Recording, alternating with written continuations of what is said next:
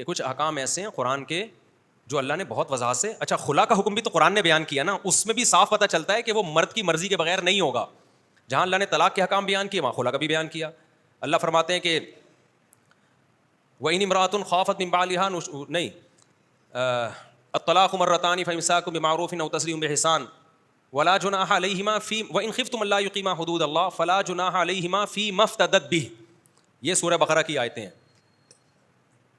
کہ اگر مرد اور عورت مرد سے جان چھڑانا چاہتی ہے تو قرآن کہتا ہے, اور دونوں حدود اللہ پہ قائم نہیں رہ پا رہے, عورت کو نفرت ہے اپنے شوہر سے کسی بھی وجہ سے, تو پھر قرآن کہتا ہے فلا جناح علیہما, میاں بیوی پہ کوئی گناہ نہیں ہے, فی ما اس رقم کے بدلے میں افتدت بھی, جو عورت اپنے شوہر کو بطور فدیہ کے دے کے جان چھڑا لے.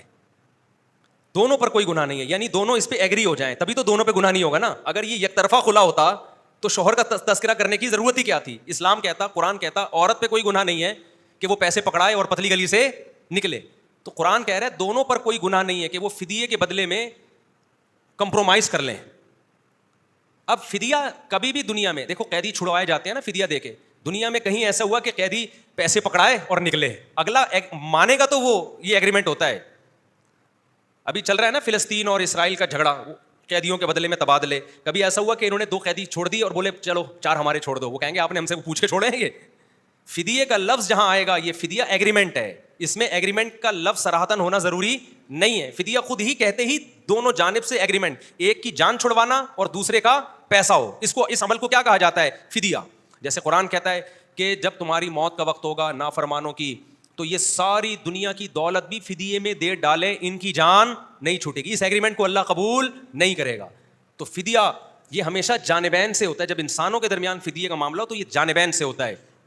تو قرآن کے لفظ سے پتہ چل رہا ہے کہ عورت یہ کہے کہ بھائی پیسے لے لو اور میری جان چھوڑ دو, تو مرد اگر اس پہ راضی ہو جائے تو اللہ کہتے ہیں مرد کے لیے چھوڑنے میں بھی کوئی گناہ نہیں ہے اور پیسے لینے میں بھی, اور عورت کے لیے پیسے کی آفر کرنے میں بھی کوئی گناہ نہیں ہے اور اس طرح سے خلا مانگنے میں بھی کوئی گناہ نہیں ہے. لیکن ہوگا یہ دونوں کے ایگریمنٹ سے ہی, اور یہ بھی جب ہے جب مرد میں کوئی معقول وجہ ہو.